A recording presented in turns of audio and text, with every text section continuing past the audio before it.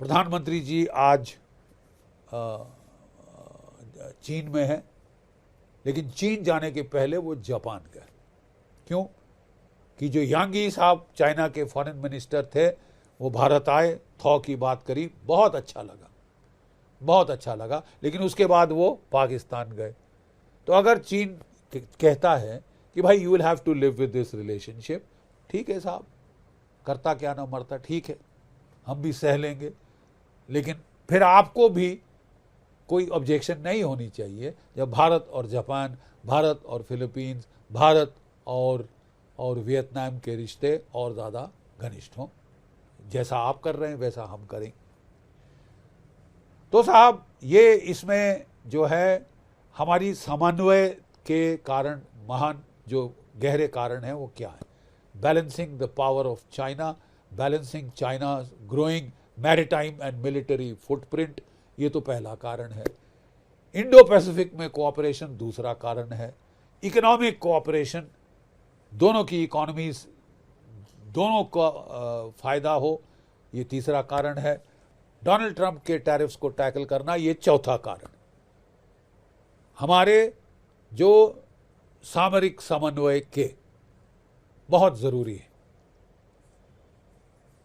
अभी जो क्या ठोस क्या अचीवमेंट हुई है, मोदी जी का क्या आउटकम है जो हमारा विजिट हुआ है? 10 ट्रिलियन येन जापान भारत में निवेश करेगा अगले 10 वर्षों में, यानी 67 बिलियन डॉलर्स जापान निवेश करेगा भारत के अंदर अगले 10 वर्षों में। एआई में हम लोग कोऑपरेट करेंगे। चंद्रयान 5 हम दोनों मिलकर लॉन्च करेंगे चांद की साउथ पोल की तरफ, ठीक है साहब। जापान से लॉन्च किया जाएगा चंद्रयान 5 और बूस्टर उनका होगा, सैटेलाइट हमारा होगा, रोवर व्हीकल उनका होगा। रेयर अर्थ्स और चिप्स में हम लोग कोऑपरेशन करेंगे, सप्लाई चेन में हम लोग कोऑपरेशन करेंगे, और जापान अपना निवेश तो बढ़ा ही रहा है। 5 lakh people to people exchange होगा, 5 लाख लोग भारत और जापान के। I think the most crucial part of the relationship, India Japan relationship में 5 लाख लोगों को जो है आदान प्रदान होगा। जो हमारे ट्रेंड 50,000 हैं आईटी के अंदर और दूसरे ट्रेंड व स्किल्ड वर्कर्स, वो भी हम जापान को भेजेंगे। वहाँ पॉपुलेशन की थोड़ी कमी हो रही है, बूढ़े लोगों की संख्या वहाँ बहुत बढ़ गई है, वहाँ दीर्घजीवी बहुत 100 साल के ऊपर मैक्सिमम जापान में है, तो उससे थोड़ा यूथ की एब्सेंस की प्रॉब्लम है। Bharat youngest nation in the world है, तो क्वाइट ऑब्वियसली ये एक कोऑपरेशन का मामला है।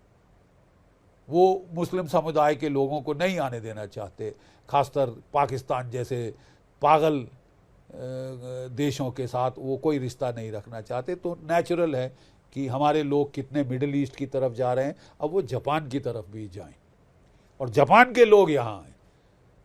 बुद्धिस्ट पिलग्रिमेज सर्किट को तो हमको हज लेवल तक ले जाना चाहिए।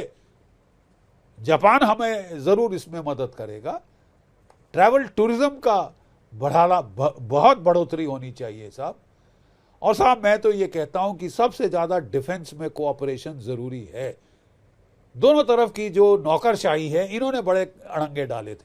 मित्सुबिशी जो एम्फीबियस एयरक्राफ्ट है, हम जापान से खरीदना चाहते थे, अड़ंगे लगा दिए हमारी भी, वो टांग अड़ा दी साहब कि हम तो नहीं होने देंगे। वहीं क्या, मुझे समझ नहीं आया वजह क्या थी।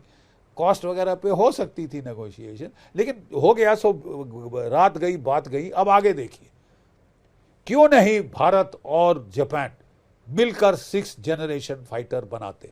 अरे साहब हम इंजिन्स ढूंढ रहे हैं फ्रांस से, रशिया से।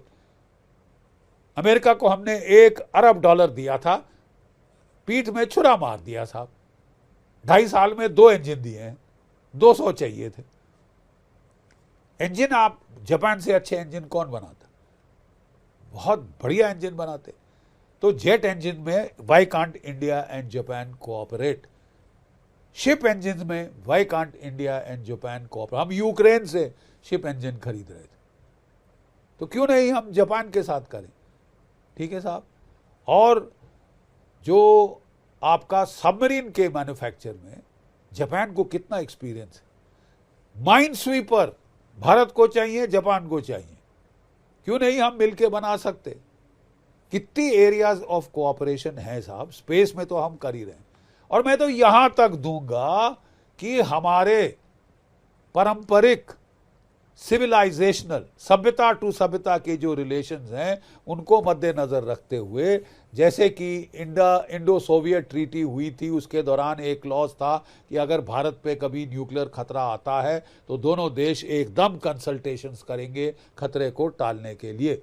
अगर कोई भी देश, दुनिया का कोई भी देश जापान को न्यूक्लियर धमकी देता है तो भारत को एक सिक्योरिटी ट्रीटी करनी चाहिए कि भारत और जापान के बीच एकदम कंसल्टेशंस होने चाहिए ऐसे खतरे को टालने के लिए। क्या प्रॉब्लम क्या है? जब घनिष्ठ संबंध हैं तो हैं, इनको और घनिष्ठ करना दोनों देशों के राष्ट्र हितों में है। और मैं समझता हूं कि ऐसे समय पर ये जो विजिट हुआ है मोदी जी का जापान को, हिस्टोरिक है और इतिहास के पन्नों में इसे एक हिस्टोरिक इन्फ्लेक्शन पॉइंट के तौर पे देखा जाएगा। जय भारत, जय हिंद।